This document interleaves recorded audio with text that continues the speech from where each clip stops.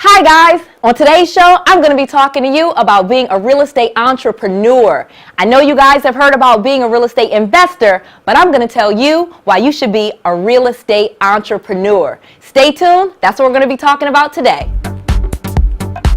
Hi, this is Noelle Rand.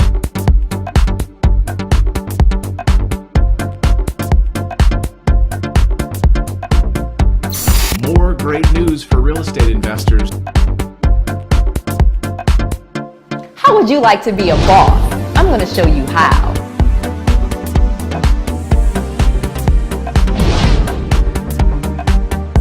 So let's talk about wholesaling now.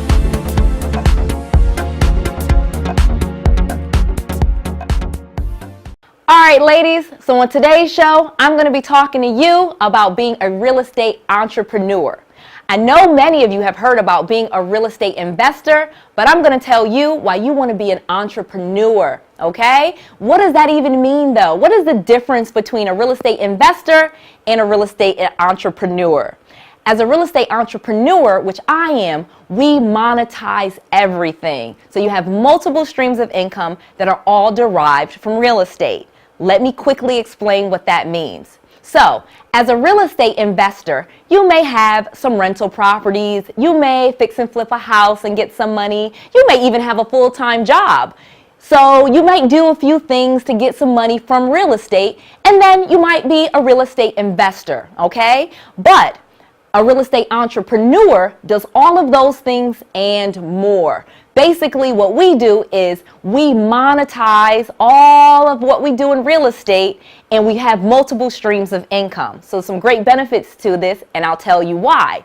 So let's first get into what is a real estate entrepreneur? Okay, I am a real estate entrepreneur. So yes, we wholesale properties, we fix and flip, we have rental properties, but we also do so much more. There's many other things that you can do in real estate where you create ancillary businesses within real estate, all under your umbrella, that bring you in multiple streams of income. So yes, you wholesale properties, you fix and flip properties, you have rentals, but you also have marketing that you do for properties that you will sell to real estate agents. You create other businesses such as staging companies, landscaping companies, maid services, all of the ancillary things that you need in your business, you create for yourself, and you start to add different streams of revenue to your business. And this is what really quickly takes you up where now you're making at least $1 million a year. If you're only doing this on a part-time level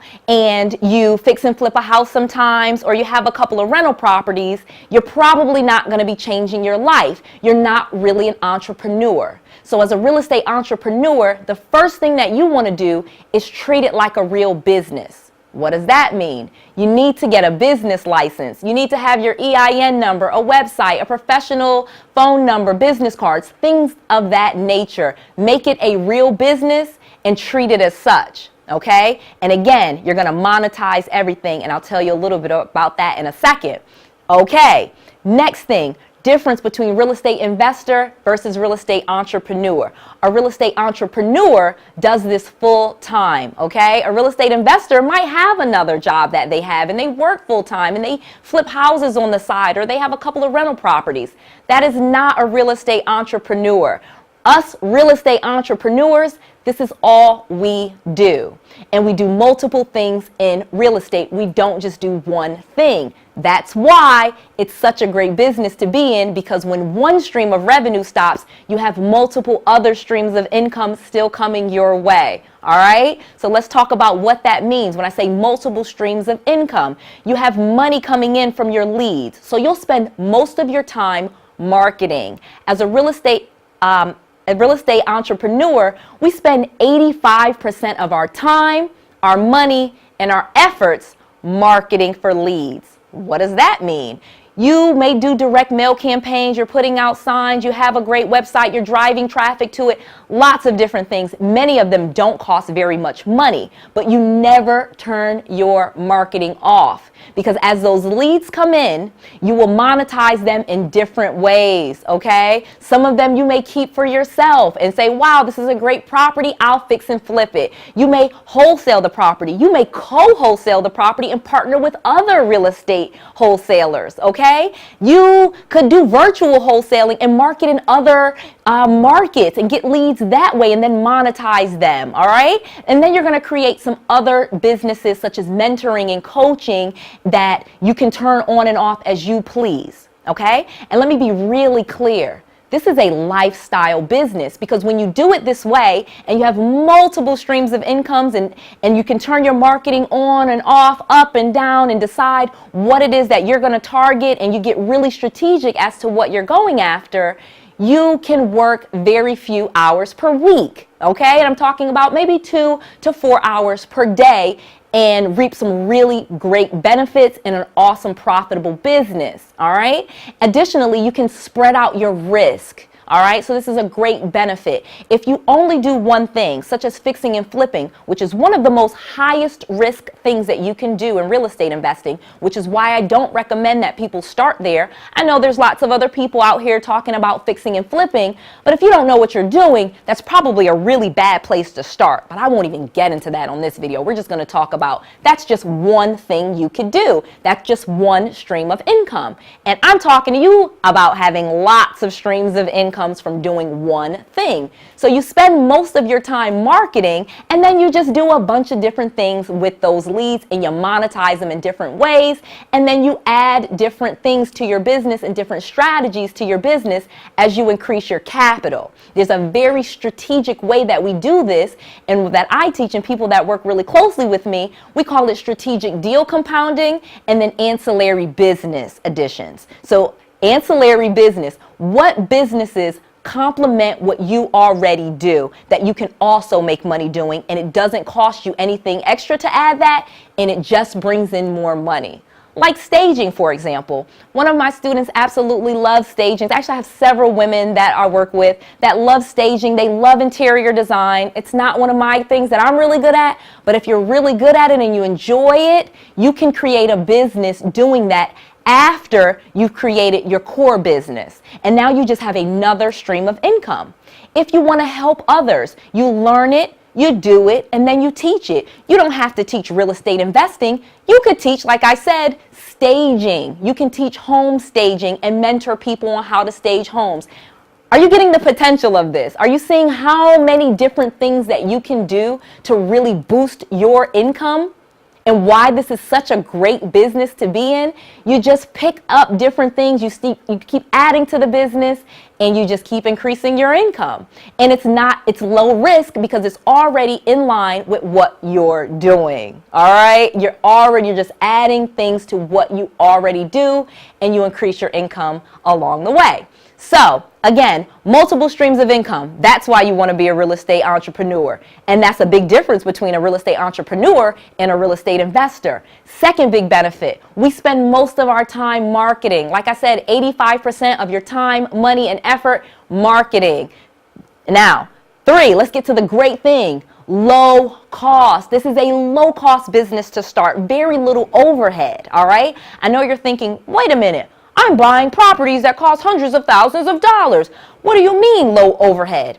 Well, if you know what you're doing, you're actually not spending all of that money. You're actually leveraging other people's money. And I don't mean leveraging other people's money in that you just go to a bank and get a loan, because then that's just risking your credit. There's lots of other things that we do that leverages other people's money and other people's inventory. So you don't even necessarily have to do it all. There's some creative things that you can do to start bringing in money in real estate doing just one thing, all right? So when I say low overhead, you have to maintain your website, you have to maintain your business in good standing, but there's very low fees associated with maintaining your real estate investment business, okay? It's not a lot of overhead. I know people that have started their business for less than $300, and that's including the business license, the phone numbers, the websites, like everything.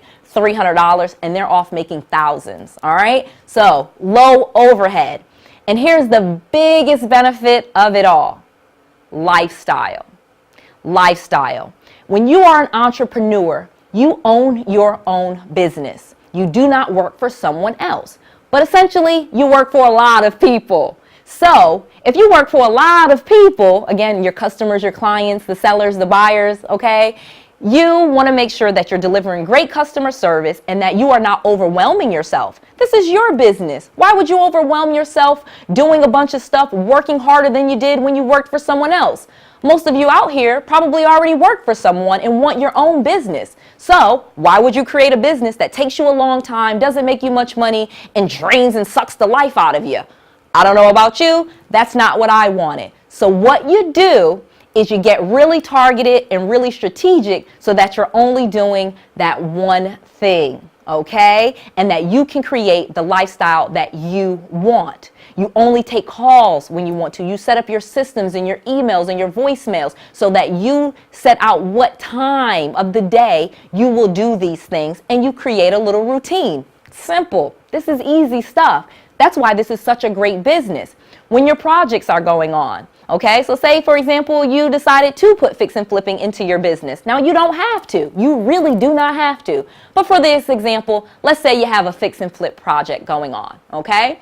You decide what days you'll go by there, you schedule the contractors, you kind of coordinate it all, or you have a project manager that takes a cut and they coordinate it all, and you just sit at your house with your 5 kids like me, okay? Lots of different things that you can do. Now, of course, you will check on your property because that's your profits.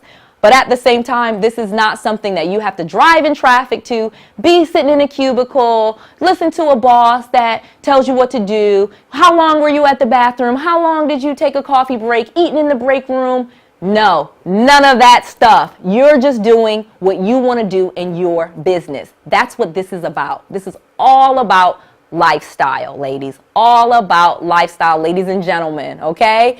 You want to be a lifestyle entrepreneur. You want to create a business that allows you the time freedom, the money freedom, and the lifestyle that you desire. There's no point in starting a business that ruins your life, drains your time, and doesn't make you a lot of money.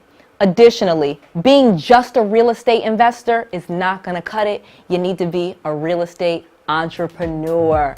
So, all right, here's the big kicker though.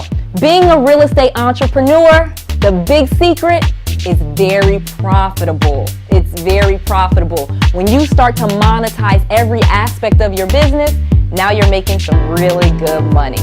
All right, that's today's show. Remember to like, subscribe, and comment below. This is Noelle Randall. I'll see you next time.